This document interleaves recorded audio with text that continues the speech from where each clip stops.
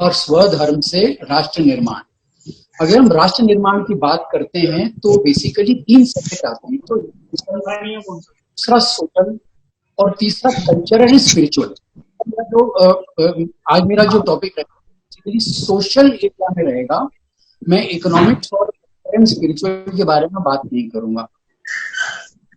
अगर हम राष्ट्र निर्माण की बात करते हैं तो ये जिम्मेदारी 3 जगह से आती है। पहली सरकार की जिम्मेदारी होती है, दूसरी कलेक्टिवली सोसाइटी की जिम्मेदारी होती है, और तीसरी ईच इंडिविजुअल की जिम्मेदारी होती है।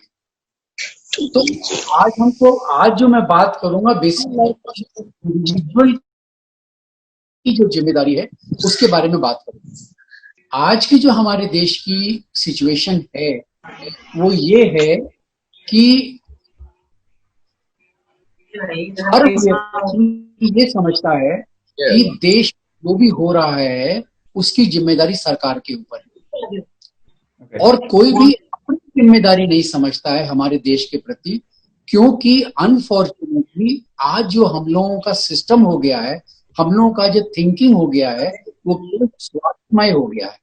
हम लोग केवल अपने बारे में सोचते हैं, हम लोग देश के बारे में नहीं सोचते हैं।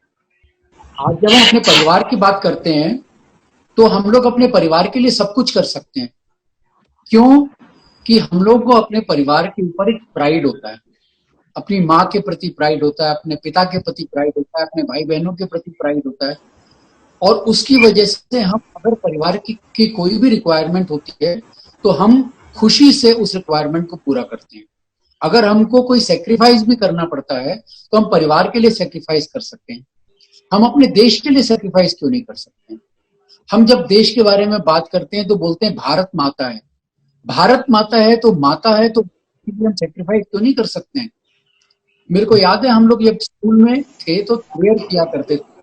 ये 2 वर्डिंग्स बताता हूँ। भारत हमारी मातृभूमि, उसका ऋण हम पर बहुत, उसको चुकाने के लिए हम कुछ ना कुछ कर जाएंगे। ये हमारी जिम्मेदारी है कि हमको भारत के प्रति भी अपनी जिम्मेदारी निभानी पड़ेगी। हमारे देश का हमारे ऊपर ऋण है। अब हम ये सोचे, सबसे पहली चीज है कि हमको का इतिहास जानना, हमको अपने देश का को नहीं जानेंगे तो आज जो हम लोग पढ़ते आए हैं वो केवल गुलामी का इतिहास पढ़ते आए हैं।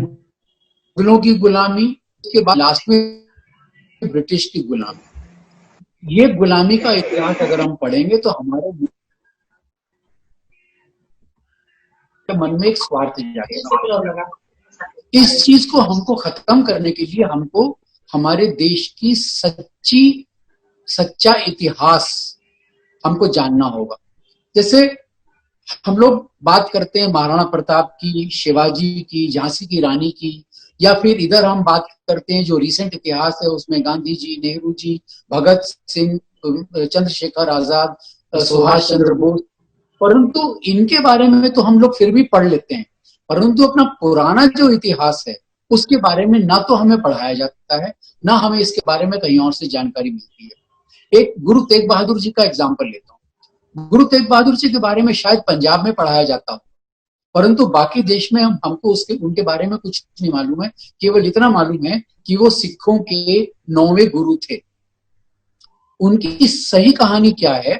कश्मीर के पंडितों के ऊपर औरंगजेब जुल्म कर रहा था कि आप या तो कन्वर्ट हो जाओ नहीं तो हम आपको मार डालेंगे। वहां से जो हिंदू पंडित थे वो गुरु तेग बहादुर जी के पास गए, बोले जी आप हमारी रक्षा करो। गुरु तेग बहादुर जी आए औरंगजेब के पास, औरंगजेब को बोला आप मेरे को कन्वर्ट कर दोगे तो मैं वादा करता हूं ये सारे के सारे कन्वर्ट हो जाएंगे, परंतु अगर आप मुझे कन्वर्ट नहीं कर सके तो इनमें से कोई भी कन्वर्ट नहीं होगा, आप फिर उसके बाद इनके ऊपर प्रेशर नहीं डालेंगे। गुरु तेग बहादुर जी और उनके जो साथी थे, भाई मती सिंह थे और 2 एक साथी और थे, उनके ऊपर बहुत जुल्म किया गया, उनको बहुत कन्वर्ट करने की कोशिश की गई और उनमें से कोई भी व्यक्ति कन्वर्ट नहीं हुआ। इतने जुल्म किए कि एक व्यक्ति को तो आरे से बीच में से सीधा काट दिया जिंदा। एक व्यक्ति को खौलते तेल में डाल दिया जिंदा, परंतु उसके बावजूद कोई कन्वर्ट नहीं हुआ। फाइनली गुरु तेग बहादुर जी को मार डाला गया। उनका धड़ और सिर दोनों चांदनी चौक में पड़ा रहा, और उसके बाद उनके जो अनुयायी थे उन्होंने चुपचाप उनके धड़ को उठाया, उनके सिर को उठाया, उनकी आखिरी क्रियाकर्म किया। वहां पे है हमारा गुरुद्वारा रकाबगंज, जहां पे धड़ लेके गए थे, और चांदनी चौक में है गुरुद्वारा शीशगंज, जहां पे उनका शीश गिरा था। ये है गुरु तेग बहादुर जी की कहानी। कितनों को मालूम होगी ये कहानी, मेरे को नहीं समझ में आता है। दूसरी कहानी अपनी हुई गुरु गोविंद सिंह जी की। गुरु गोविंद सिंह जी ने अपने 4 बच्चों को मुसलमानों के हाथों गंवाया, केवल इसलिए बच्चों ने रिफ्यूज कर दिया कि हम कन्वर्ट नहीं हों। और गुरु गोविंद सिंह जी तो लड़े थे ही मुसलमानों के साथ। 2 छोटे बच्चे गुरु गोविंद सिंह जी के, तो मेरे ख्याल में 6 साल की उम्र होगी और 8 साल की उम्र होगी, इतने छोटे बच्चे थे। उनको लालच दिया गया, उनको पहले तो कब्जे में ले लिया, फिर उनको लालच दिया गया, कन्वर्ट हो जाओ तो तुमको सब कुछ मिल जाएगा। उन्होंने रिफ्यूज कर दिया। दोनों बच्चों को दीवार में जिंदा चिन दिया गया। आप इमेजिन करो उन बच्चों की निडरता, उन बच्चों की स्ट्रेंथ, उनकी जो अंदर की स्ट्रेंथ थी। हम कन्वर्ट नहीं होंगे, आप हमको जिंदा चिनवा देंगे तो चलेगा, और वो उनको जिंदा चिनवा दिया गया। ये है हमारी गुरु गोविंद सिंह जी की कहानी। उसी तरह से साउथ के अंदर एक राजा हुए हैं मार्तंड वर्मा। मेरे ख्याल में मार्तंड वर्मा का किसी ने नाम नहीं सुना। ये शायद साउथ में इनके बारे में पढ़ाया जाता होगा, परंतु अदरवाइज किसी ने उनका नाम नहीं सुना होगा। मार्तंड वर्मा ने डच ईस्ट इंडिया कंपनी को बुरी तरह से पछाड़ा था। डच ईस्ट इंडिया कंपनी ने सीलोन के ऊपर, उस समय आज जो श्रीलंका है वो उस समय सीलोन था, सीलोन के ऊपर कब्जा कर लिया था। वहां से वो भारत के ऊपर कब्जा करने के लिए अटैक करने की चेष्टा किया। साउथ के जो ये किंग थे मार्तंड वर्मा, उनकी सैन्य शक्ति तो छोटी थी, परंतु उसके बाद भी उन्होंने उसको पछाड़ा, और ऐसा पछाड़ा कि ईस्ट साउथ, ये डच की जो ईस्ट इंडिया कंपनी थी उसका बोलबाला खत्म हो गया। अब हम आसाम की तरफ आते हैं। आसाम में एक कमांडर थे, वहां के राजा जो थे आसाम के, उनके कमांडर थे लच्छित बारफुकन। लच्छित बारफुकन लच्छित बारफुकन जो कमांडर थे, उन्होंने मुगलों की नेवल सेना जो ब्रह्मपुत्र से आई थी आसाम में अटैक करने के लिए, उनको पराजित किया था, और उनको पराजित करके वहां से भेज दिया था। उनके सारे शिप्स जो हैं वो डैमेज कर दिए थे, और इंश्योर किया था कि मुगल आसाम के ऊपर अटैक करके उसको कब्जे में नहीं ले सके। नो, हो सकता है लच्छित बारफुकन के बारे में अगेन हम लोग सुनते हो, आसाम में वहां की हिस्ट्री में पढ़ाया जाता हो, लेकिन हमारे देश में कहीं भी उसके बारे में पढ़ाया नहीं जाता है। तो हम लोग अपने देश का जो इतिहास है, और कहीं इसके बारे में जो ये हमारा गौरवशाली इतिहास है, ये गौरवशाली इतिहास जो है इसके बारे में हम कहीं जानते नहीं। और मैंने तो 2-4 नाम लिए, ऐसे पूरे देश में, बंगाल में ले लो कि उड़ीसा में ले लो कि तमिलनाडु में ले लो कि महाराष्ट्र में ले लो कि गुजरात में ले लो कि राजस्थान में ले लो, हर जगह ऐसे वीर पैदा हुए हैं जिन्होंने हमारे देश के लिए अपनी कुर्बानी दी। तो ये इतिहास हमको जानना बहुत जरूरी है, जिससे कि हमको हमारे मन में हमारे देश के प्रति एक गर्व हो। अब हम आते हैं हमारे साइंटिफिक नॉलेज के बारे में। साइंटिफिक नॉलेज सबको मालूम है, यहाँ पे आजकल हमको मालूम है कि 0 आर्यभट्ट ने दिया था, परंतु ये सारा का सारा वेस्टर्न वर्ल्ड जो है वो 0 को अपना के ले गया। जुपिटर जो है वो सन के चारों ओर 12 वर्ष में घूमता है, और वहां से हमारे कुंभ मेला के सारे कार्यक्रम होते हैं। हर 12 वर्ष में कुंभ मेला होता है, अर्ध कुंभ मेला होता है, चौथाई कुंभ मेला होता है, और ये सारे के सारे जुपिटर से होते हैं। जुपिटर, ये कुंभ मेला हमारा हो रहा है 5000 वर्ष से, हो सकता है 8000 वर्ष से, और लोगों ने जो वेस्टर्न वर्ल्ड है, उन्होंने तो जुपिटर के बारे में पिछले 100-150 वर्ष में जाना, लेकिन हमारे लोगों को तो हजारों वर्ष इसके बारे में मालूम था। परंतु ये नॉलेज ना तो हमें खुद को मालूम है और ना वेस्टर्न वर्ल्ड ने हमको एक्नॉलेज किया कि ये भारत की देन। उसके बाद आप आ जाइए उत्तरायण और दक्षिणायन। सूर्य जो है ये उत्तरायण होता है और दक्षिणायन होता है। ये हमारी नॉलेज अगेन हजारों वर्ष पुरानी थी, परंतु वेस्टर्न वर्ल्ड ने इसको ले लिया कि सूर्य को, मेरे को याद नहीं है, ट्रॉपिक ऑफ कैंसर से नीचे जाता है, फिर वहां से कौन से ट्रॉपिक से ऊपर आता है, मेरे को नाम पूरे याद नहीं है, परंतु ये अगेन हमारे भारत की नॉलेज है, हमारे वेस्टर्न वर्ल्ड की नॉलेज नहीं है।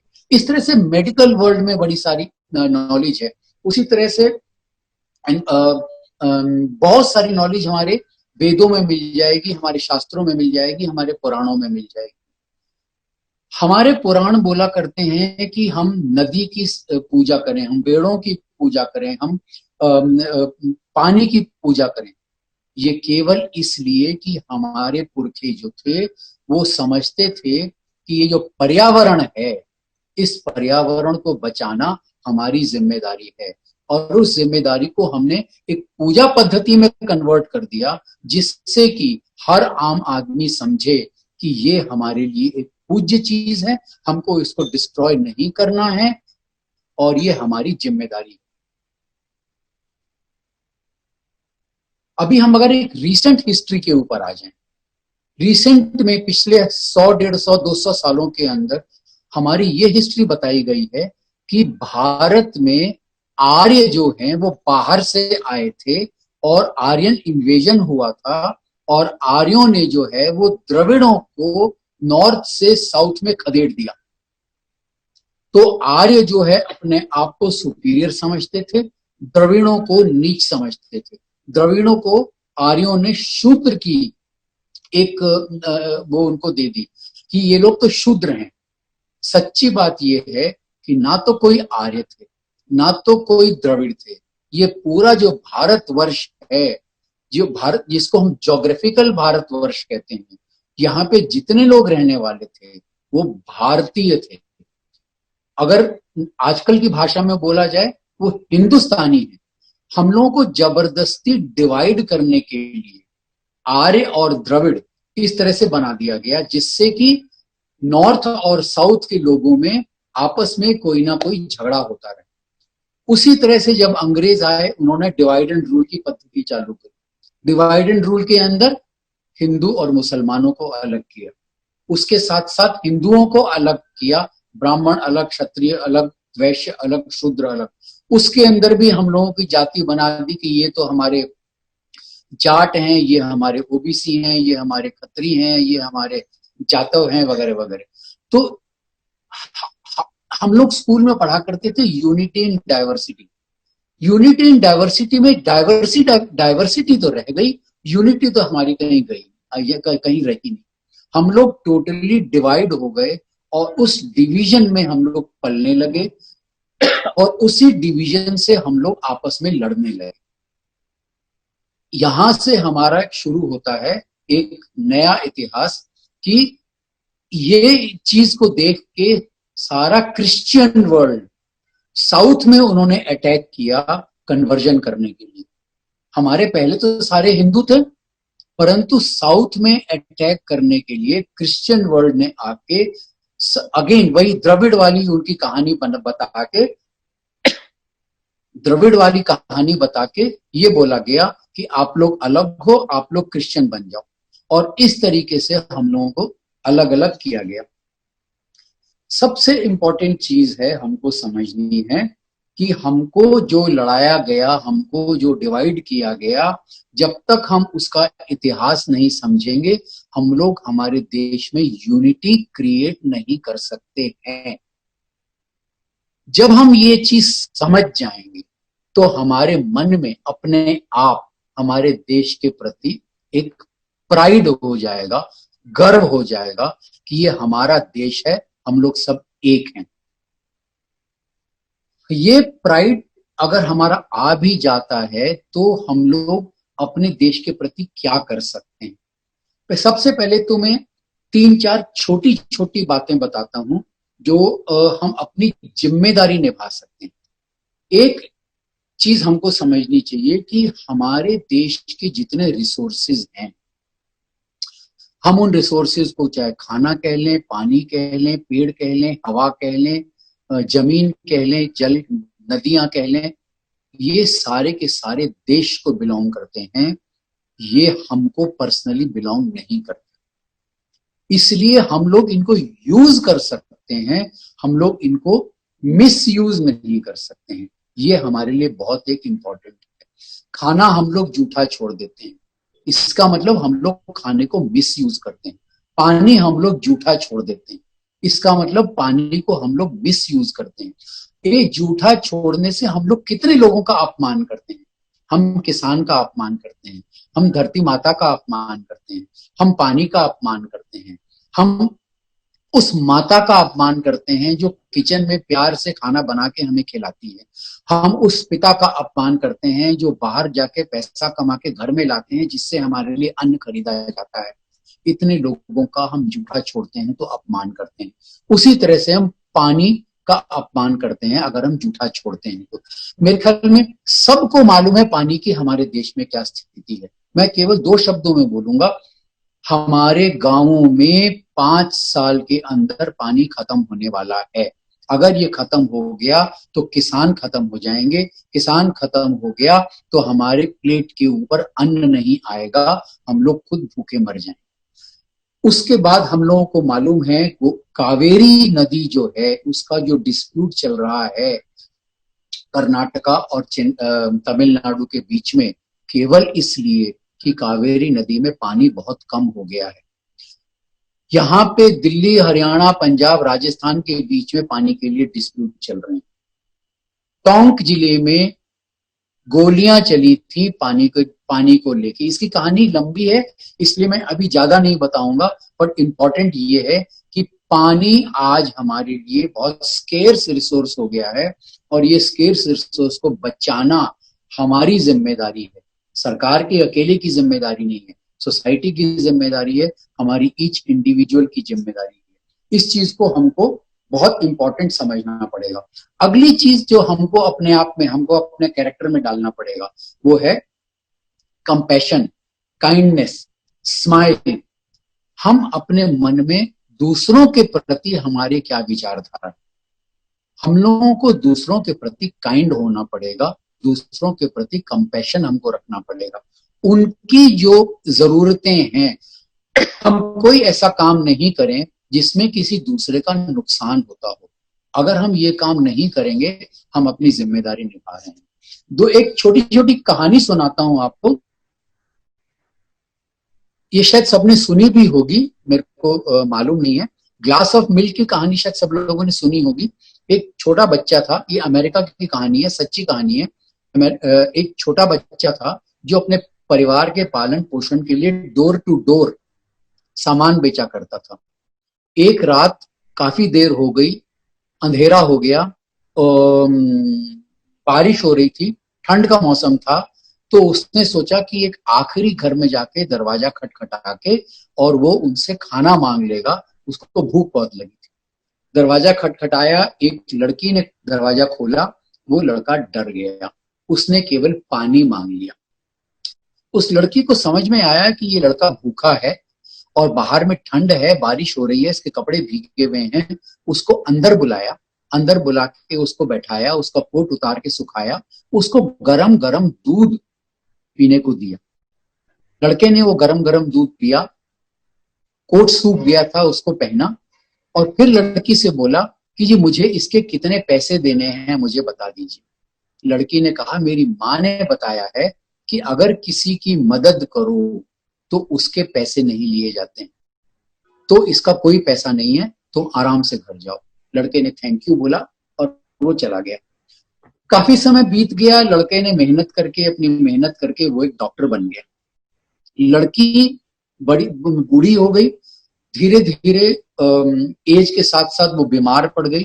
बीमार होके उसी हॉस्पिटल में उसने एडमिशन लिया जहां पे वो लड़का काम करता था, डॉक्टर बन गया था, काम करता था। जब लड़के को पता चला कि ये औरत जो है ये वही लड़की है उसने अपनी पूरी कोशिश की, उसको पूरी जान लगा दी कि इसको ठीक किया जाए। जब ठीक उसकी लड़की हो गई तो एडमिनिस्ट्रेशन ने जब बिल भेजने की बात करी, उस डॉक्टर ने कहा ये बिल पहले मुझे भेज दो। वो बिल डॉक्टर के पास चला गया। उसके बाद डॉक्टर ने वो बिल जो है वो उस औरत के पास भेज दिया। औरत अभी भी गरीब थी। उसने सोचा कि ये बिल मैं पेमेंट कैसे करूंगी। उसने डर डर के बिल को खोला, उसमें नीचे लिखा हुआ था paid in full with a glass of milk. ना इसके अंदर दो बातें हैं। पहली, अगर किसी को मदद की जरूरत है तो हम उसकी मदद करने से हिचकिचाएं नहीं।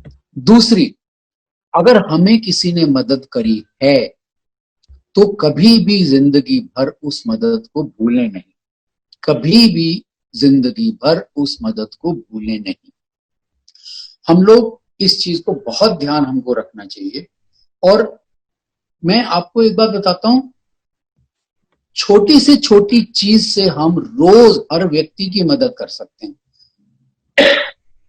मुस्कुराना एक बहुत अच्छा तरीका है कि आप दूसरे के मन में एक खुशी डाल सकते हैं।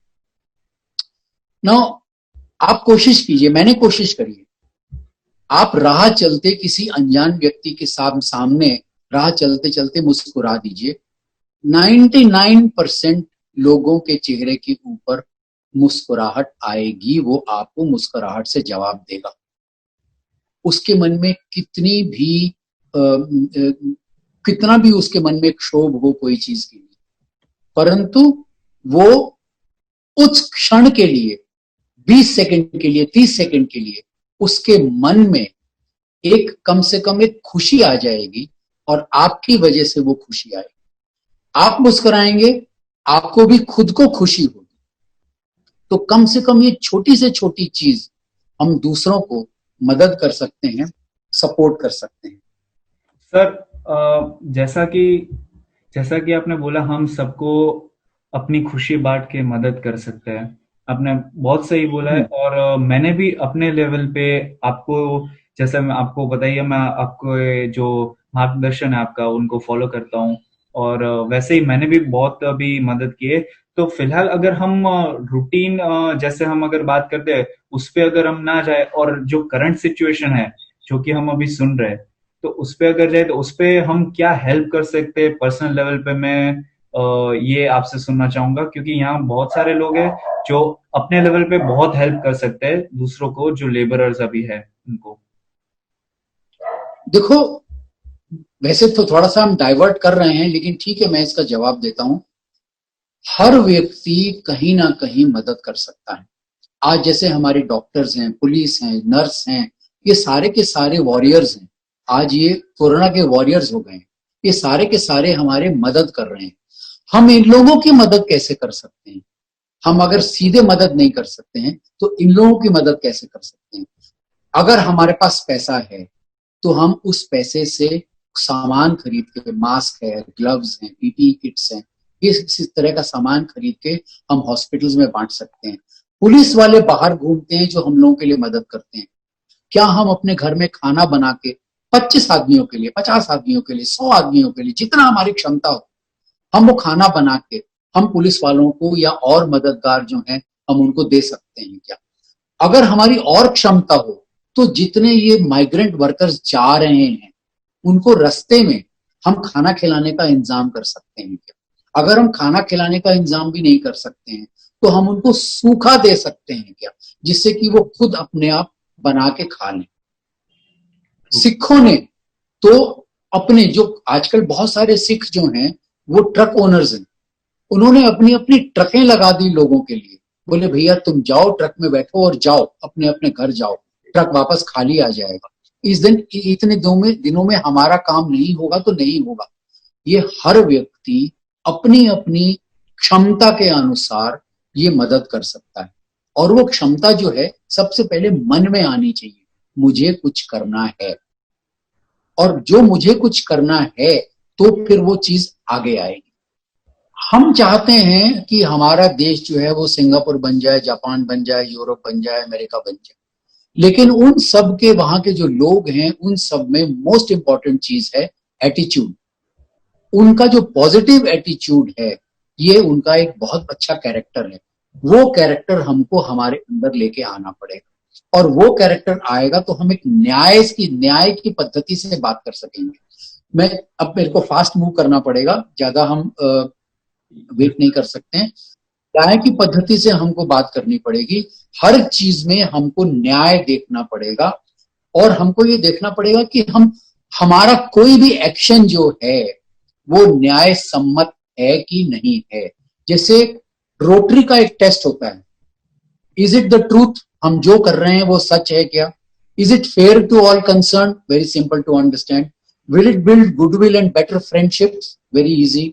Will it be beneficial to all concern, जो हम करने जा रहे हैं will it be beneficial to all concern. एक दलाई लामा ने कहा था, सही सही है चाहे दुनिया ना करे, जो और गलत गलत है चाहे सारी दुनिया उसको फॉलो करे। नो, इंपॉर्टेंट ये है कि हम सही और गलत में डिफरेंशिएट कैसे करें। सही और गलत में डिफरेंशिएट करने का तरीका, एक तो ये 4 वे टेस्ट है जो मैंने अभी बताया। एक हमारा टेस्ट है, हम अपने मन में सोचें शुभ। दिवाली पे ऊपर हम लिखते हैं, किताब के ऊपर शुभ लाभ लिखते हैं, सबको याद होगा शुभ लाभ ना। शुभ लाभ का मतलब क्या हुआ? मैं जो प्रॉफिट करता हूं वो शुभ होना चाहिए। शुभ प्रॉफिट कहां से होगा? हमारे विचार अगर शुभ होंगे, हमारे कर्म अगर शुभ होंगे तो हमारा लाभ भी शुभ होगा। अगर हमारे विचार शुभ होंगे और कर्म शुभ होंगे तो नेसेसरीली हम जो काम करेंगे, वही जो रोटरी का 4 वे टेस्ट है जो मैंने बताया, ये इसमें नेसेसरीली पास करेगा, नहीं तो ये पास नहीं करेगा। मोस्ट इंपॉर्टेंट चीज इज, हमने गाना सुना है मणिकर्णिका में, जैसे हमने गाना सुना था, मैं रहूं या ना रहूं भारत ये रहना चाहिए। हमने ये गाना सुना था, तेरी मिट्टी में मिल जावा, केसरी मूवी का गाना है ये। एक मोदी जी की जो एक मूवी बनी, उसका एक गाना है, ना देश कभी झुकने दूंगा। ये सारे के सारे गाने जो हैं, ये हमारे लिए बहुत बड़े मोटिवेशनल फैक्टर। ये सारे के सारे गानों हमको बहुत मोटिवेट करते हैं कि हमको हमारे देश के लिए कुछ करना है। एक बहुत पुरानी बचपन की मैंने गाना सुना था, नन्हे मुन्ने बच्चे तेरी मुट्ठी में क्या है। मुट्ठी में हमारे देश को हमको जो बनाना है, ये हमारी मुट्ठी में है, ये हमको करना है। हमको इसके वॉरियर बनना है। हम गाना गाते हैं, हम होंगे कामयाब, लेकिन हम होंगे कामयाब कैसे? जब तक हम खुद अपने देश के ऊपर गर्व नहीं करेंगे, जब तक हम खुद अपने बारे में ये नहीं सोचेंगे कि मुझे मेरे देश के लिए कुछ करना है, चाहे हम छोटी छोटी चीजें करें, चाहे हम बड़ी बड़ी चीजें करें। ये सारी की सारी चीजों को हमको ये ध्यान रखना पड़ेगा। अगेन मैं खाली फटाफट रिकैपिचुलेट करता हूं। भारत का सच्चा इतिहास जानना बहुत जरूरी है, जिससे कि हमको हमारे देश के प्रति गर्व हो। हमारे रिसोर्सेज जो हैं वो देश को बिलोंग करते हैं, वो हमको बिलोंग नहीं करते हैं। हमको हमारे हर एक्शन के ऊपर जिम्मेदारी निभानी पड़ेगी कि दूसरे के प्रति उसका नुकसान वाली कोई चीज तो नहीं है। हमारे मन में काइंडनेस और कंपैशन हमको डालना पड़ेगा, जिससे हमारा कैरेक्टर जो है वो ऊंचा हो जाए। हमारा हर चीज जस्टिस की तरफ होना पड़ेगा, न्याय की तरफ होना पड़ेगा। हमारे हर सोच या तो रोटरी के 4 वे टेस्ट में पास होना पड़ेगा, या शुभ विचार, शुभ कर्म, शुभ लाभ, इस तरह से सोच के हमको आगे बढ़ना पड़ेगा। मेरे सपनों का भारत, ये मेरी जिम्मेदारी है, हमेशा सरकार की जिम्मेदारी नहीं हो सकती। मेरा देश मेरी जिम्मेदारी है, हमारा देश हमारी जिम्मेदारी है। दोस्तों, याद रखना पड़ेगा, हम हमारे फ्यूचर जनरेशन के लिए क्या लेगेसी छोड़ने वाले हैं। ऐसी लेगेसी जो हमारे देश को नीचे ले जाएगी, या ऐसी लेगेसी जो हमारे देश को ऊंची ले जाएगी। वो एक पोएम हमने सुनी है, where the mind is without fear, Rabindranath Tagore की पोएम है, where the mind is without fear. Last में उसकी लाइन आती है, into that heaven of freedom my father, let my country awake. वो स्वर्ग हमको हमारे देश में क्रिएट करना पड़ेगा, और वो क्रिएट करने के लिए केवल सरकार नहीं, बार बार मैं बोलता हूं, केवल सरकार नहीं, मैं और हम और सरकार, हमको तीनों को मिलके ये काम करना पड़ेगा। दोस्तों, एक मेरा YouTube चैनल है RH डालमिया, आप लोग अगर कभी जाओ, इच्छा हो तो आप उसमें जाओ, उसमें कई तरह के वीडियोस भी हैं, अच्छे अच्छे वीडियोस हैं। आपको अगर अच्छा लगे तो आप सब्सक्राइब करना और ये अच्छी वाला वीडियो देखना।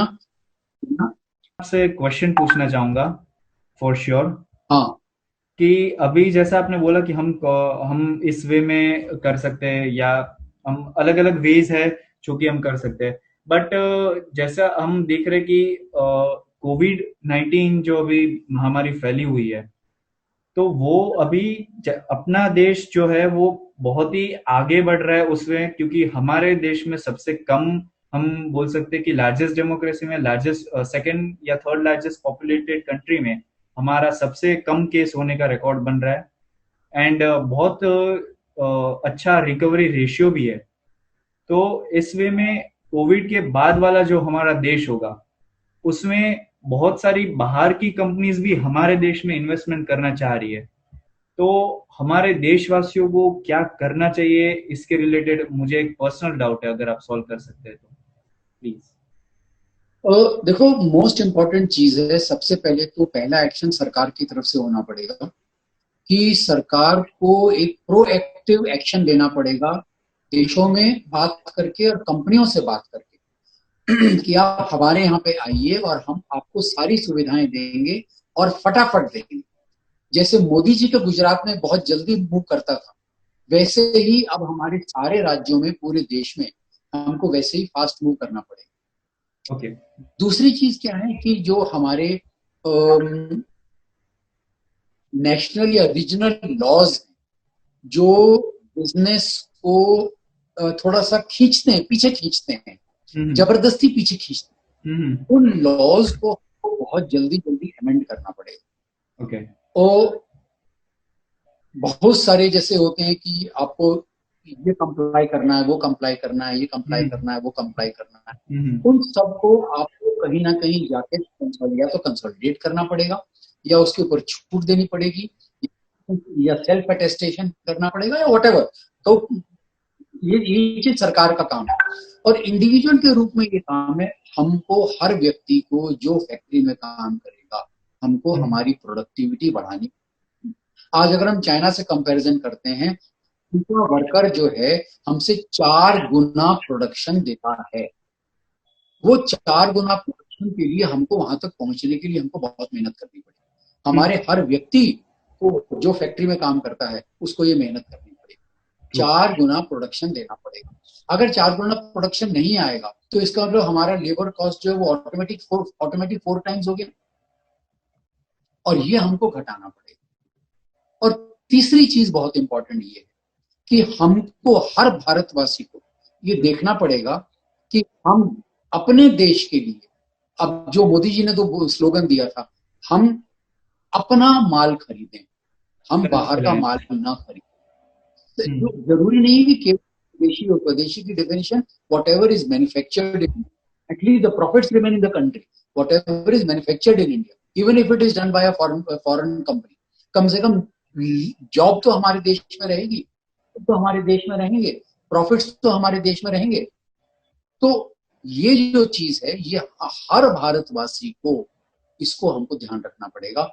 हम इंपोर्टेड सामान न खरीदें, खासकर चाइनीज इंपोर्टेड सामान न खरीदें। अभी रिसेंटली मैं मैसेज देखा, 5.5 लाख करोड़ का हम चाइना से इंपोर्ट करते हैं, और करीब 1.5 लाख करोड़ का हम एक्सपोर्ट करते हैं। तो 4 लाख करोड़ का हमारा चाइना के साथ ट्रेड है। और चाइना से जो माल इंपोर्ट होता है, वो कोई ऐसा मशीनरी वगैरह जो इंपोर्ट होता है वो तो अलग है, हमारे रोजमर्रे का सामान वहां से।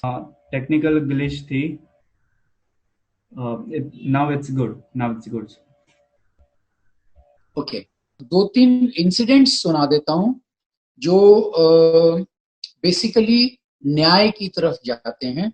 उसका हमको जरा, हम दूसरों से क्या सीख सकते हैं।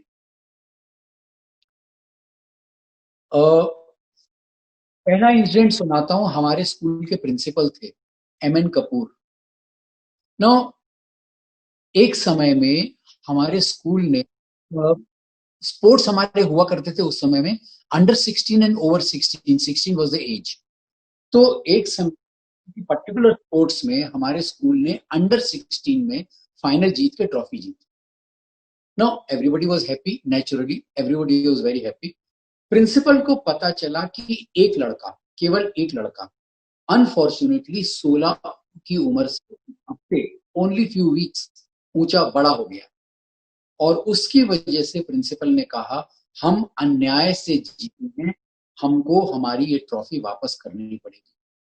ना, मेरे को ये इंसिडेंट आज भी याद है, 50 वर्ष से ऊपर हो गया मुझे स्कूल छोड़े हुए, मुझे आज भी ये इंसिडेंट याद है, केवल इसलिए कि प्रिंसिपल के कंडक्ट से हमने न्याय सीखा।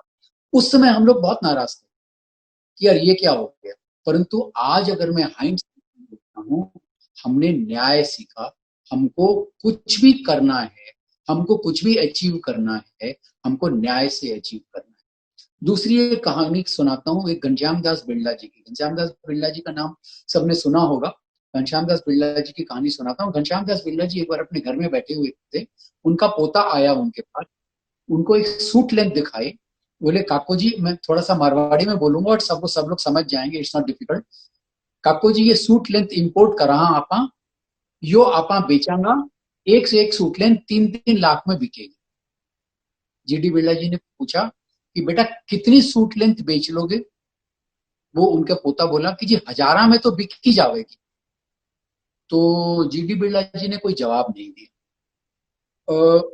उनका पोता, उसको, उनके पोते को थोड़ा सा लग गया कि शायद मेरे दादाजी नाराज हैं। उन्होंने पूछा कि काकू जी के हो थाने चोखो पनी लगी के बात। तो उन्होंने सिंपल बात एक बोली, देख भाया, आपा तो 3-3 लाख की बेच के बहुत प्रॉफिट कमा लेवांगा, परंतु वो मिडिल क्लास को आदमी जी की छोरी ब्याई जावेगी, उनका छोरा वाला अगर बोलेगा जी मने तो 3 लाख की सूट ले चाहिए, वो छोरी वालों कठे से पीसो लाओ। और ये जो जीडी बिरला जी का स्टेटमेंट था, ये समाज के प्रति अपनी जिम्मेदारी। इतने बड़े व्यक्ति, लेकिन इस तरह की सोच की हमारी जिम्मेदारी हमारे समाज की तरफ पहले है, हमारा खुद का प्रॉफिट बाद में है। हमको नहीं करना है तो हमको नहीं करना है। एक मेरे ताऊ जी की कहानी सुनाता हूँ। मेरे ताऊ जी एक बार फैक्ट्री में थे। रात को उनकी आदत थी, कभी कभी फैक्ट्री के अंदर रात को चले जाया करते थे। तो रात को वो घूमने निकले तो गेट के ऊपर चौकीदार ने रोक दिया। चौकीदार नया था, उनको पहचानता नहीं था। चौकीदार ने रोक लिया। चौकीदार को उन्होंने कहा कि मैं रामकृष्ण डालमिया। तो बोले जी मैं आपको जानता नहीं हूँ, मैं आपको अंदर नहीं जाने दे सकता। बोले मैं फैक्ट्री का ओनर हूँ, मुझे क्यों नहीं जाने दे रहे हो? बोले जी मैं आपको पहचानता नहीं हूँ, मैं आपको अंदर नहीं जाने दे सकता। अगले दिन मेरे ताऊ जी ने उस आदमी को बुलाया, और जब चौकीदार ने देखा कि ये तो सेठ जी मेरे सामने हैं, यही तो रात को आए थे, वो थर-थर कांपने लगा। बोले मेरी तो नौकरी गई। परंतु मेरे ताऊ जी ने उसको रिवार्ड दिया। क्यों रिवार्ड दिया? केवल इसलिए कि भैया ये नहीं देखा कि सामने तुम्हारा ओनर बैठा हुआ, तुमने केवल अपनी जिम्मेदारी निभाई, और जिम्मेदारी निभाने की वजह से तुमको एक रिवार्ड देता हूं। नो, छोटा ये है अहंकार की बात।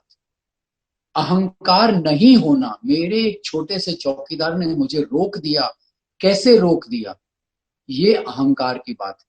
परंतु उस बात को एक्सेप्ट करना कि उसने अपनी जिम्मेदारी निभाई, ये एक छोटे से व्यक्ति को एक, मतलब उसको खुश करना, भी तूने अपना काम सही किया, तू अपने काम से डिगना मत। ये एग्जाम्पल्स जो हैं कुछ, ये बहुत इंपॉर्टेंट हैं हमको समझने के लिए कि हमको हमारे मन में न्याय कैसे करना है। कभी भी अहंकार नहीं लाना है। अहंकार से अन्याय होता है। अगर हम अहंकार नहीं रखेंगे तो अन्याय नहीं। तो ये चीज हमको बड़ों से सीखनी। संस्कार की हम बात करते हैं, संस्कार हमको बड़ों से मिलते हैं। हमारे माता पिता ने कभी नहीं कहा अहंकार करो। हमारे माता पिता ने कभी नहीं कहा चोरी करो, हमारे माता पिता ने कभी नहीं कहा कि दूसरों के प्रति कुछ मत सोचो, केवल अपने स्वार्थ की बात। और धीरे धीरे धीरे धीरे धीरे धीरे हम लोग, हमारा समाज और धीरे धीरे हमारा देश इस स्वार्थ की तरफ चलता चला गया। और उस वजह से हमारे देश का जो कैरेक्टर है, देश का कैरेक्टर, समाज का कैरेक्टर और मेरा खुद का कैरेक्टर, ये गिरता चला गया। और यही हमारी एक जिम्मेदारी, आज हमको इस कैरेक्टर को ऊंचा उठाना है। और इस कैरेक्टर को ऊंचा उठाने के लिए केवल दो टेस्ट, रूटली का 4 वे टेस्ट और शुभ, जो मैं कर रहा हूं वो शुभ है क्या, इसके ऊपर आप मेजरमेंट कर लो, कभी गलत नहीं। तो बेसिकली आई एम थ्रू, और कोई क्वेश्चंस हो तो I am willing to answer. Now I would request कि जितने भी लोग दालमिया जी से क्वेश्चन करना चाहते थे, they can do. And now कोई भी क्वेश्चन हो तो you can ask by raising your hands through, and you can ask from the chat box also. So यहाँ पे आज बहुत सारी चीजें ऐसी थी जो हमने जानी, पहचानी। हमारा हिस्ट्री हम कह सकते हैं, बहुत सारी ऐसी चीजें थी हमारी कि एज एन इंडियन होके भी ऐसी चीजें थी कि हम कभी नहीं जानते। तो उसका जो इम्पोर्टेंस, अगर कभी जानते हैं तो उसका जो इम्पोर्टेंस होता है वो हमें उतना अवेयर उसके बारे में हम नहीं होते, वो नहीं पता होता। बट जो भी दालमिया जी ने आज बताया, लाइक मैं अगर पर्सनल लेवल पे बोलूँ तो मुझे बहुत कुछ जानने को मिला है। And thank you so much Dalmia ji कि आप आए यहाँ पे इस प्लेटफॉर्म पे, and you guided us regarding this nation building infinite vision. And so everyone will be able to see this session once again on YouTube. और बाकी जो भी अगर कोई क्वेश्चंस आपको पूछने हो तो हमारे पास एक क्वेश्चन आया है कि दिस इज फ्रॉम पूजा। तो दालमिया जी ये आपसे पूछना चाहते हैं कि sir you said that right is right even if everyone does it. I have heard, if no one does it, even if no one does it, yes I have right is heard right. From, आगे लिखा है I have heard from my friends that if you lie and it causes someone's good, then it's not bad. इस पे आप क्या कहना चाहेंगे sir? हाँ, ये एक बहुत डिफिकल्ट, मतलब एक बड़ा अच्छा प्रश्न है। कभी कभी क्या होता है लाइफ के अंदर, ऐसी सिचुएशंस आती हैं कि आपको दो गलत के बीच में चूज करना पड़ता है। तो आपको वो चूज करना पड़ेगा कि जिस गलत से दूसरे का भला हो रहा हो, आपको वो गलत चूज करना हो। तो इफ यू लाई और उसकी वजह से दूसरे का भला हो रहा है, then yes, your lie is acceptable. So anyone having any other question, they can ask. We'll have quick 2 to 3 minutes time for a question. जिनको भी क्वेश्चन पूछना है 2 से 3 मिनट का टाइम है आपके पास। आप चैट बॉक्स पे या फिर मुझे डायरेक्टली टेक्स्ट कर सकते हैं इस पे। So Puja is thanking you sir कि आपने उनको इसका आंसर दिया। Thank you so much sir, she is writing. Best wishes to Puja. Okay, we have one question maybe from Janvi Goel. She is writing, sir, as you said, boycott foreign products and use Indian products. So, sir, nowadays it's very difficult for us to convince people to use new products, especially made in India. So, she's asking about that, how to convince people to use products which are made in India. क्योंकि लोग बाहर का ज्यादा prefer करते हैं, as we all know. हाँ, question दूसरों को कन्विंसिंग का नहीं है, क्वेश्चन खुद को कन्विंस होना है हर व्यक्ति को। देखो, लेट अस अंडरस्टैंड, जब सेकेंड वर्ल्ड वॉर खत्म हुआ तो एक जापान की कहानी, Japan refuse to import anything from US. बोले जो होगा हम तकलीफ सह लेंगे, पर हम यूएस का कोई माल नहीं खरीदेंगे। और ये सारे के सारे जापानियों ने अपने मन में सोच लिया था। तो कई वर्षों तक अमेरिका कुछ भी जापान एक्सपोर्ट नहीं कर पाया। तो कहानी बीच में आती है कि अमेरिका ने एक बार प्रेशर डाल के संतरे एक्सपोर्ट कर दिए। वो संतरे जापान में सारे के सारे सड़ गए, क्योंकि किसी भी जापानी ने वो संतरे खरीदे नहीं। उसी तरह से इंग्लैंड भी सेकेंड वर्ल्ड वॉर के बाद तबाह हो चुका था। वहां के लोगों ने ये ठान लिया उनको इंग्लैंड को रीबिल्ड करना है, और उसकी वजह से जो इंग्लैंड में बनेगा वो हम खरीदेंगे, हम बाहर से नहीं खरीदेंगे। तो ये जो है, ये प्राइड, अगर हमारे मन में हमारे देश के प्रति प्राइड होगी, गर्व होगा, तो हम इसको कर सकते हैं। ये केवल दूसरों के कन्विंसिंग से नहीं चलेगा। कोई कन्विंस अगर प्राइड की तरफ कन्विंस हो गया, बहुत अच्छी बात है, परंतु अगर उसका स्वार्थ उसके सामने आ गया तो फिर वो केवल पैसा देखेगा या माल देखेगा, वो देश नहीं देखेगा। और ये को अपने गर्व समझना पड़ेगा। हर व्यक्ति को ये काम करना पड़ेगा, कन्विंसिंग नहीं होनी चाहिए। True, very true. I totally agree with it. मैं बोल रहा था कि I hope Janvi is satisfied. Yes sir, surely. उनका वेरी करेक्ट सर, उनका रिप्लाई आया है। Sir, I convince myself by joining a networking business whose main motive is the same, but I'm trying other people also to join the same. I want others also to do so, and I'm working on it right now. I think she's doing wonderful. Good luck. Yes, for sure. And Dalmia ji, she's from my college, and yes, we also talked about this thing as you told. तो ये एक proud moment hai, maybe because we are trying our best to spread awareness to use Indian products, and that's all we are doing on our personal basis. So sir, वो बोल बहुत रही अच्छा कर रहे हो, and I would wish all of you good luck on this. Yes sir, it would be a great pleasure if Dalmia sir takes such meetings and gives some time in a week to all of us. ऐसा एक request आया है sir. तो नहीं, I am willing to come to your college. आप जब बुलाओ, after summer hopefully मैं आ जाऊंगा तुम्हारे कॉलेज में। I will meet all your students, your fellow friends, and talk on this subject. This is told by आज तो मैं कुछ वीडियोस वगैरह नहीं दिखा पाया हूँ, but I will take a session with all the videos and slides. True.